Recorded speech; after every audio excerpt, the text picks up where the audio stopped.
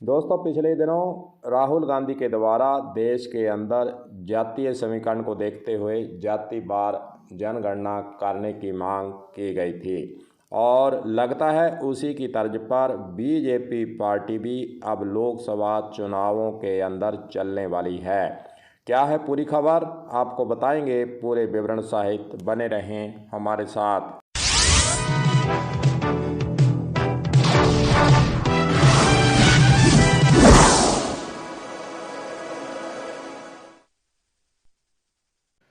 वैसे देखा जाए तो 5 राज्यों के अंदर विधानसभा चुनाव 2023 की मशक्कत चल रही है। पार्टी के स्तर से चुनाव प्रचार अब शुरू किया जा चुका है। इसी बीच भाजपा के द्वारा लोकसभा चुनाव 2024 प्रत्याशियों के लिए मशक्कत करनी अभी से कर दी गई है शुरू।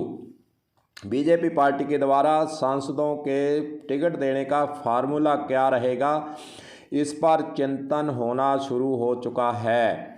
और वैसे आपको बता दें कि बीजेपी पार्टी के द्वारा अगले लोकसभा चुनाव के लिए संभावित प्रत्याशियों के चुनाव की प्रक्रिया शुरू कर दी गई है। इस बार हर राज्य की अलग अलग राजनीतिक ज़रूरतों के हिसाब से प्रत्याशियों को चयन किया जाएगा, क्योंकि जातीय जनगणना और समुदाय रक्षण की मांग के बीच सियासी समीकरण नया मोड़ भी ले रहे हैं। ये भी मुमकिन है कि जीत की प्रबल संभावनाओं वाली ए श्रेणी की सीटों पर भी पार्टी प्रत्याशी बदल सकती है। यानी बीजेपी पार्टी के द्वारा ABCD 3 श्रेणियाँ जब टिकटें वितरण की जाती हैं तो बनाई जाती हैं। उसमें जो पिछली सीटों के हार का नतीजा क्या रहा और जातीय समीकरण क्या है, जीतने वाला कौन है और कौन सी जाति वहां पर प्रभावी है, इन तमाम बातों को समेकित करते हुए बीजेपी पार्टी अब लोकसभा चुनाव 2024 में प्रत्याशियों का चयन करने के लिए लग चुकी है। 3 समितियां भी बना दी गई हैं। वो कोई भी पार्टी हो समितियां बनाती है और राज्य के अंदर फिर सर्वे होते हैं और फिर जयपुर के अंदर बैठकें होंगी, उसके बाद दिल्ली के अंदर बैठकें होंगी। और टिकट कहाँ से मिल रही हैं? दिल्ली से ही मिल रही है, क्योंकि देखा जाए तो कांग्रेस पार्टी हो चाहे बीजेपी पार्टी हो चाहे अन्य पार्टी हो, दिल्ली से टिकट देने का काम करता है। चुनाव उनके राज्य में होने चाहिए, मतदाताओं के बीच में तय होना चाहिए कि टिकट किसको देनी है। लेकिन अब पार्टियों का नज़रिया बदल चुका है। भाग दौड़ 1 महीने तक नेता दिल्ली जयपुर दिल्ली जयपुर दिल्ली जयपुर इस प्रकार के चक्कर काटने पर मजबूर है और टिकट होती है मतदाताओं के पास। लेकिन यह नज़रिया अब इसी प्रकार का चल रहा है। वहीं आपको बता दें कि कमेटियाँ 3 समितियां बना दी गई हैं और समिति उम्र, जीत की संभावना, उम्मीदवार की जाति क्या है, लोकसभा क्षेत्र में विकास कितना करवाया है, सीट की समस्याएं क्या हैं तथा प्रमुख विरोधी दलों के संभावित उम्मीदवारों की प्रोफाइल भी साथ साथ बन रही है। साथ ही क्षेत्र में केंद्र सरकार की योजनाओं के लाभार्थियों की संख्या के आधार पर सीटों की मैपिंग की जा रही है। 14 जनवरी के बाद 40 प्रत्याशियों की सूची को अंतिम रूप देने का काम बीजेपी पार्टी करने जा रही है। आम चुनाव की घोषणा से पहले तय हो सकते हैं कुछ नाम। स्क्रीनिंग भी उनकी शुरू की जा चुकी है।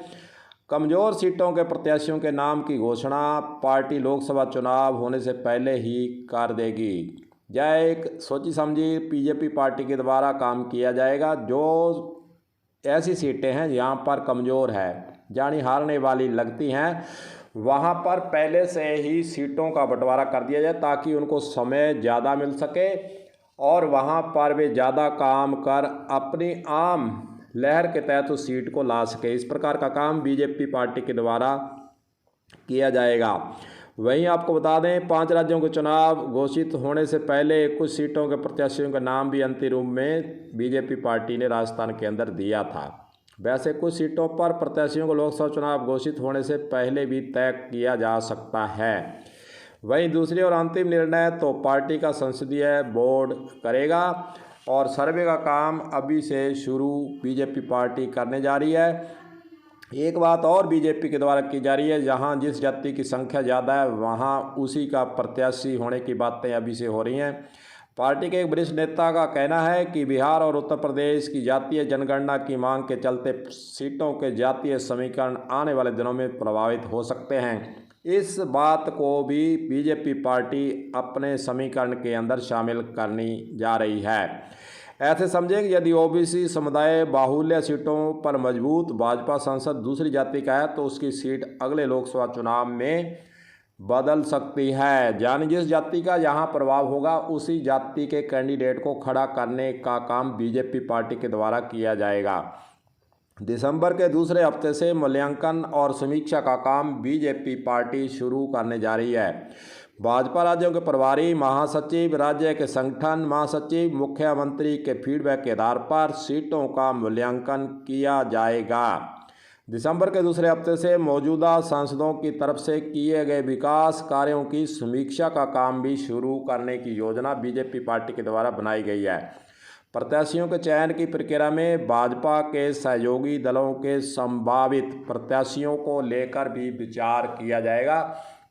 तो कुल मिलाकर देखा जाए तो बीजेपी पार्टी के द्वारा जो लोकसभा चुनाव 2024 में होने हैं उसकी तैयारियां शुरू कर दी गई हैं और पार्टी के स्तर से कमेटियों का काम कहें, चाहे हम लोकसभा चुनाव में टिकटों के वितरण की काम करें, तमाम समीकरणों को देखते हुए, तमाम जातियों को देखते हुए, तमाम लोकल समस्याओं को देखते हुए इस प्रकार की योजना बीजेपी पार्टी के द्वारा अभी से बनानी शुरू कर दी है। और लोकसभा चुनाव 2024 में सीटों का वितरण किस प्रकार किया जाएगा, इसके लिए जनता के सामने बीजेपी पार्टी ने अपना पिटारा खोल कर रख दिया है। देखते हैं आगे और क्या क्या बीजेपी पार्टी के द्वारा परिवर्तन लोकसभा चुनाव 2024 की पार्टी के प्रत्याशियों के चयन के लिए की जाते हैं। तमाम बातें देखने वाली होंगी। कलम न्यूज़ के लिए गुरुदेव सिंह सैनी की हनुमानगढ़ से रिपोर्ट।